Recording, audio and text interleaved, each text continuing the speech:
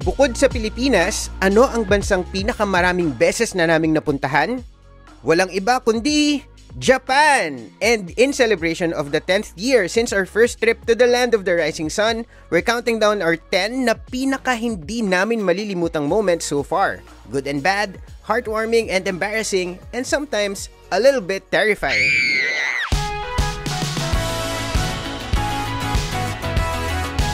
Hey there, poor traveler, we are Vince and Yosh, and we are on a mission to set foot in all 47 Japanese prefectures.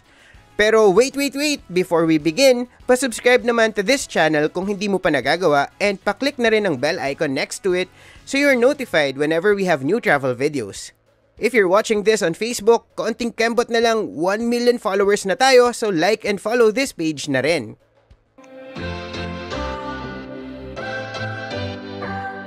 How do you describe the perfect Japan trip? Malamang-lamang sa imagination mo, may cherry blossoms. That's how we dream of Japan too. Pero sa totoo lang, mahirap yang tiyempohan. Yung window kasi for its full bloom ay masyadong maliit. And like most dreams, lumilipas ito before you know it. We've seen Japan in festive spirits of summer, in fiery colors of autumn, and thick blankets of snow in winter. But it wasn't until our trip number 7 noong 2017 when we finally saw it clad in pink perfection. And talaga namang masasabi naming it felt magical. Pero best to manage expectations ha. Ang Sakura season kasi ay peak season din. Yung mga major parks, siksik ng mga tao, locals and tourists alike. Nagagather sila under the pastel canopy, nagkakwentuhan, nagkakasayahan. Pero kung ayaw mo ng big crowds, don't worry. Marami namang mga smaller parks na walang tao masyado. In fact, yung best Sakura moment ko ay dito sa isang parke sa Takashima Daira sa Tokyo. Solong-solo ko ang lugar. And nakita ko lang to nung minsang bibili lang dapat ako sa isang convenience store. Tapos, ayun, tumambay na ako buong hapon kasi na-amaze talaga ako sa mga cherry blossoms.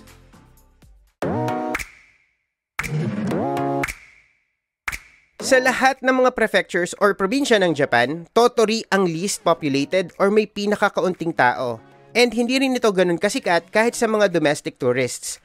Pero alam nyo ba na dito makikita ang Conan Town? Ito ang bayan ng Hokue, mas kilala bilang Conan Town. Ito ang birthplace ni Gosho Aoyama, ang lumikha sa isa sa pinakapopular na manga and anime characters ever, si Detective Conan. Dahil dyan, as a tribute kay Conan, kapag naglalakad-lakad ka around town, you'll find countless monuments and attractions inspired by Detective Conan na kilala rin bilang case closed sa ibang bansa. Andito rin ang Beika Shopping Street and ang bahay ni Conan. Yung train station dito, Conan themed din. Pati yung tren mismo. We're big anime fans kaya walang paglagyan ang galak namin dito nung unang pumunta kami noong 2017. Kaya naman last year, 2023, binalikan pa namin ito. And mas marami ng mga statues. Isa lang to sa mga napakaraming mga pwedeng gawin sa Tottori Prefecture ha. Makikita nyo sa iba namin mga videos yung iba pang mga attractions.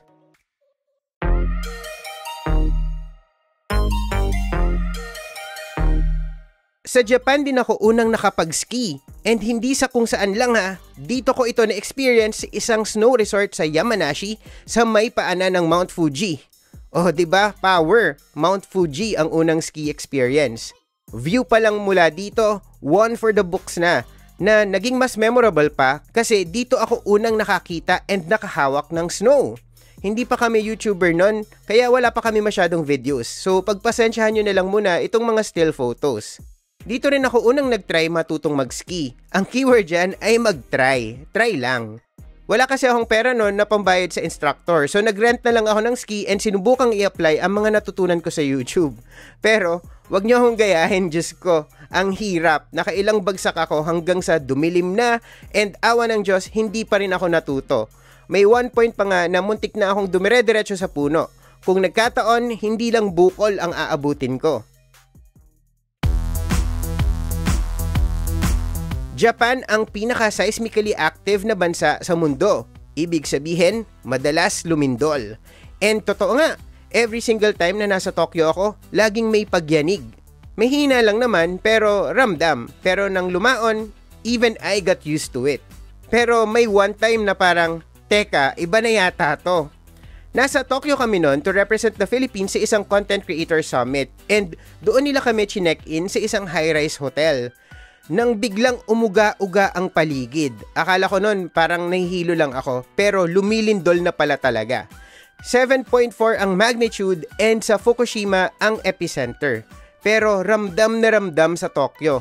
Malakas mga bes and mas nakakatakot, ang tagal. And ang pinaka nakakaloka dyan, nasa shower ako noon when it happened. So kahit na hindi pa tayo ready for mature roles, napa-duck cover and hold ako sa ilalim ng table nang walang saplot. Bukod sa umuuga-uga ang building kung nasaan kami, nakakawindang din ang pag-creak ng mga walls and ceiling. Ito, pakinggan nyo.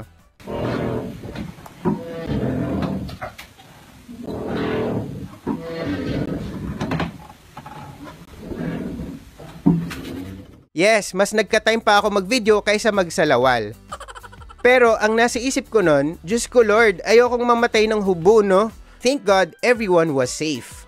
Pero ganun talaga sa travel, hindi lahat will go as planned. May mga moments na you may be surprised by something completely unexpected, whether it's a skiing accident or nakaka-heart attack na lindol.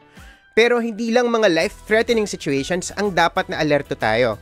As travelers, we're faced with so many things that are out of our control, from flight cancellations and delays to loss of baggage or travel documents. I've met so many people na nakaranas na ng ganitong mga klaseng inconveniences. Some of them had to shell out a lot of money just to pay for all the expenses, but others are more prepared. It's easy to get a reliable travel insurance these days. AXA Smart Traveler can give you the highest emergency medical coverage of up to 3.5 million each for sickness or accident. And it also includes a personal accident benefit. Best of all, ang AXA ay may 24/7 travel assistance, so rest assured you can reach them anytime. If you have an upcoming trip, just visit this page or scan this QR code and you can be insured within minutes. I've had my share of illnesses in Japan too, but yung pinakatumatak talaga sa aking isipan and tiyan ay ito. I love shellfish. Lagi ko ngang sinasabi, kung isang klaseng pagkain lang ang pwede kong kainin, feeling ko hindi ako magsasawa sa mga tahong, talaba, kuhol, and iba pang mollusks. Lalo na ang oysters. And when I found out that oysters are some of Hiroshima's specialties, hala, nako, I knew I would be having a field day slurping one after another. Ang daming mga oysters na binebenta sa restaurant man or sa kalye. And yung pinakagusto ko pa, yung hilaw na may kaunting acid lang, lemon man yan or suka.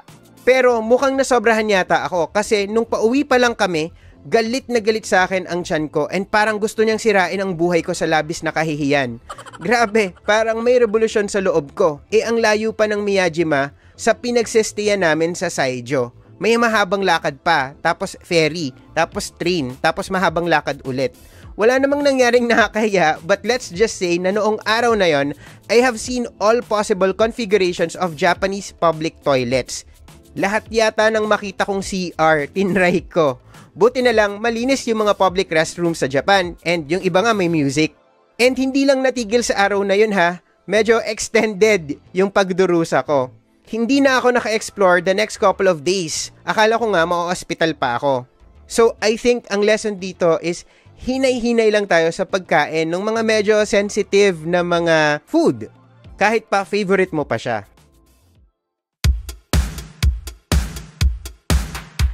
Isa sa mga paboritong gawin sa Japan ng mga locals and tourists ay ang mag-onsen or hot spring. And noong una, di ko masyadong gets. Ang dami ko nang napuntahan na onsen destinations from as north as Noboribetsu in Hokkaido to as south as Beppu in Oita Prefecture sa Kyushu Island naman. Pero hindi ko talaga tinatry mag-dip kasi shy tayo. Kasi 'di ba, sa mga onsen may protocol 'yan and kasama na diyan ang pag-strip to your birthday suit. Yes, dapat wala kang saplot at all. And sa mga public onsen, kasama mo ang ibang mga tao na nagsusuk din. Sabi ko nga kanina, hindi pa nga tayo ready for mature rules direct. Kasi dito sa Pinas, sa mga hot spring resorts, hindi naman natin kailangang mag-bold. Pwedeng nakadamit maligo, so walang kieme, go tayo. Pero sa Japan, wait. So it wasn't until my 15th trip, Yes, pang 15 trip bago ko ito finally na-try, and dito yon sa Gero Onsen sa Gifu Prefecture nangyari. And unang dip ko, hala, sobrang init naman. Mas lalong hindi pa ako ready for nilaga rolls. Pero once I got used to it, grabe, I finally understood the hype. Not only was it very comforting, it was also freeing. And sa totoo lang, wala namang pakialam sa'yo yung ibang naliligo. So, the warm spring water washed away not just all the stress, but pati na rin ang anxiety and insecurities ko sa katawan.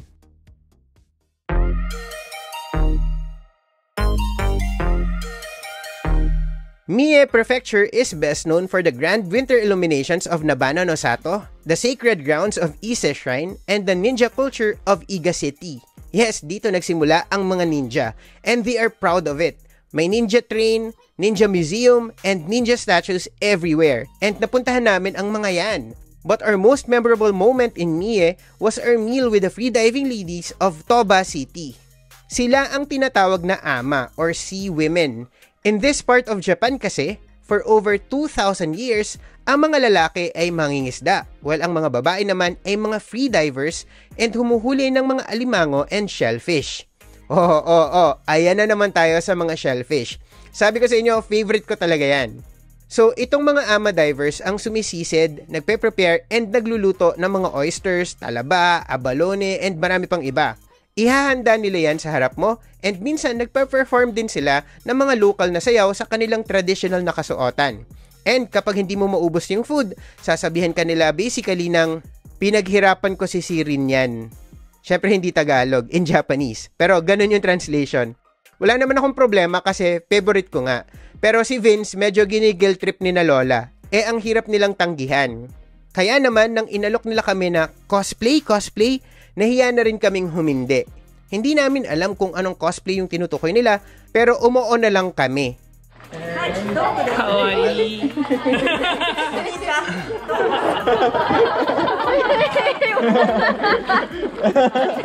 Nagtatawa na nila ako mga guys. Yun pala, gusto nila kaming bihisan ng katulad ng suot nila. Ayun, tawang-tawa sila sa amin, pero ang saya kasi kahit may language barrier, parang nakakonect talaga kami with the ama divers. Hindi kami madalas umiyak in general, lalo na sa biyahe. Pero may mga moments na hindi namin mapigilan. And that's exactly what happened at the Ura Christian Museum in Nagasaki. Alam naman na natin to. Ang Nagasaki ay isa sa 2 cities that were reduced to rubble sa Japan, signaling the end of World War II. So, maraming mga kwento talaga dito na nakakalungkot. Pero sa museum na ito, may isang gallery na kumuha ng atensyon namin. Noong December 2017, bago magbagong taon, Pope Francis had the Vatican Press Office distribute a postcard warning the world about what war brings. Sa postcard na to, makikita ang larawan ng isang batang lalaki na karga sa kanyang likod ang nakababatang kapatid na wala ng buhay. Kuha ang imahe near a cremation pyre by a US Marine photographer Joe O'Donnell shortly after the bombing. Yung photo pa lang nakakaantig na, pero nung binasa namin ang caption, doon na nagsimulang humagulhol yung ibang kasama namin sa group and hindi na rin namin napigilang maluha. Isa talaga ang Nagasaki sa mga hindi ko malilimutan. While it looks like your quintessential Japanese city in spots, what sets it apart is its tragic past. Mula sa mga kwento ng Christian persecutions hanggang sa World War II, ang daming mga istorya ng Nagasaki na sana ay mas marami ang makarinig.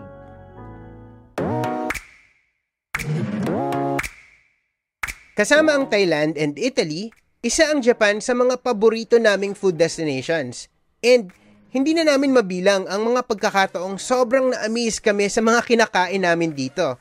Nariyan ang unang sushi experience ko sa Osaka, pati na rin ang unang sip ko ng broth ng Gyukotsu ramen sa Tottori, and yung seared bonito sa Kochi, and maging ang Sanoki udon sa Marugame. Pero kung may isang dining moment ako na masasabi kong nagulat pati kaluluwa ko, yun ay ang unang tikim ko ng Kobe beef sa Kobe mismo. Sa trip na to, naimbitahan kami ng Universal Studios Japan na i-feature ang mga new attractions nila. Sagot nila yung flight, hotel, and iba pang gastos. Sa madaling sabi, libre halos lahat. Kaya naman, naisip namin ni Vince na since wala naman tayong ginastos masyado and marami pang tira sa pocket money namin, what if magwaldas tayo sa pagkain? And magwaldas was what we did. Minsan lang naman. Kaya pumunta kami sa Kobe, and dahil sa recommendation ni Mark Wins ng Migrationology, narating namin ang grill na ito sa outskirts of the city. It is here that I had my first Kobe beef. And hala mga bes, unang tikim, parang na-alter yung brain chemistry ko. Parang nag-explode yung mga juice ng karne sa loob ng bibig. Like, pwede nga palang mag-melt in your mouth ang karne, no, kung marbled enough. What sorcery is this? Nakakaloka. Mukha kaming tanga nun siguro kasi manghang-mangha talaga kami. And kahit na inubos namin yung budget namin sa meal na yon, hindi sumama ang loob namin kasi worth it naman talaga.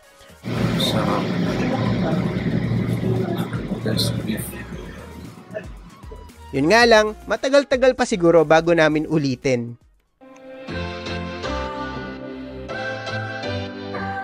At eto na nga mga tipiters, dumating na tayo sa pinaka-inaabangang parte ng video na to. I-reveal na natin ang number 1. Pero, disclaimer muna, ang top Japan travel moment namin ay hindi grand and hindi action-packed. Simpleng moment lang. And it happened wala pang isang oras pagkalapag namin sa Japan for the first time.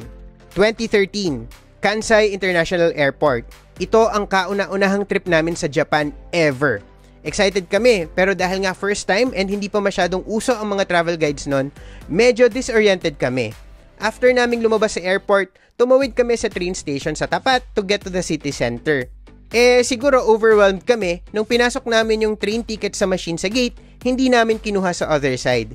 Diba, you need to pick it up kasi syempre gagamitin mo pa yon to exit the station dun sa destination mo. Ewan ko ba, dalawa kami nun pero dalawa kaming aanga-anga talaga nun. It wasn't until nakarating kami sa platform when may narinig kaming boses na hindi namin pinapansin nung una. Yun pala, galing sa isang Japanese na babae na tinatawag kami to let us know na we forgot to pick up our tickets. Mga bes, naka-heels siya ha, pero tumatakbo siya para maabutan kami. And hindi siya staff. Pasahero lang din siya tulad namin. Hindi kami magkaintindihan, hindi namin gets masyado yung sinasabi niya. So hinila niya kami and inakay hanggang sa may gate. Siya na rin yung nag-explain sa staff na kinain ng machine yung tickets namin and ayun, inisyon kami ng new tickets for free. Sabi ni ate girl, as interpreted by the staff, baka raw kasi ma-double charge kami pagdating sa destination kung di namin i-report agad. So, ayun, grabe nakailang domo arigato gozaimasu din kami kay ate and na-realize namin ang babait ng mga local sa Japan. But wait, there's more. Kyoto, just a few days later, sa Arashiyama, we were looking for Horinji Temple and hindi namin maasahan ang online maps at the time. Hindi pa sila ganun ka-reliable. As in, hindi namin mahanap yung daan papunta sa temple. We passed by a shop selling wagashi or mochi and may isang nagbabantay so we asked her kung saan yung daan kung alam niya. Hindi siya makapag-English pero alam nyo, nagulat talaga kami. Isinira niya yung shop and sinamahan kami hanggang sa start ng trail papunta dun sa temple. Nahiya talaga kami kasi hala, sinira niya yung shop. Pero okay lang daw. Pero yun, isa na namang round ng domo arigato gozaimasu ang pinakawala namin kasi parang ang effort talaga for her, parang naabala talaga namin siya. And hindi ito isolated cases ha, ibang level ang warmth and pagiging helpful ng mga locals, lalo na dito sa Kansai region. And yung mga moments na ganito, kahit simple lang, ito yung mga reasons kung bakit paborito talaga namin yung Japan. Hindi kasi kami natatakot na magkamali or hindi kami natatakot na baka masungitan kami kung magtatanong kami or whatsoever. Iba kasi talaga ang dating ng Japan din sa amin. Bukod sa Pilipinas, ito talaga yung paborito naming bansa. Aside from mababait na locals, isa rin ang Japan sa safest countries in the world, kaya't bawas worry rin. And whether Japan man, Korea, Europe, America, or kung saan ka pa magta-travel, mas magiging worry-free ka and mas makakapag-focus on making memories for keeps if you're insured like us. And pagdating sa travel insurance, doon ka na sa magbibigay sa'yo ng highest medical coverage and may 24/7 travel assistance. And that's AXA Smart Traveler. To get a quote, just visit this page or scan this QR code. Again, special thanks to AXA Smart Traveler for sponsoring this video. Kung nakapag-Japan ka na before, alin sa mga experiences namin ang naranasan mo na rin? And ano ang pinaka-memorable moment mo? Kung hindi pa naman, ano ang dream Japan experience mo? Share nyo na lang lahat ng yan sa comment section below or i-message nyo kami sa Instagram, X or Twitter, and TikTok. Kung hindi ka pa nakasubscribe, you can also support us by subscribing to this channel. Ring the bell na rin para notified ka every time we upload a new video. Kung subscribe ka na, salamat sa inyo dahil more than 100,000 na tayo. Kung sa FB ka naman nanonood, nasa road to 1 million followers na tayo, so please like and follow this page na rin. Kung mas bet mo namang makinig kaysa magbasa or manood, maaari mo rin kaming i-follow sa The Poor Traveler Podcast on Spotify or Apple Podcasts. That's all for now. Remember, plan smart, travel safe, and make every trip worth it.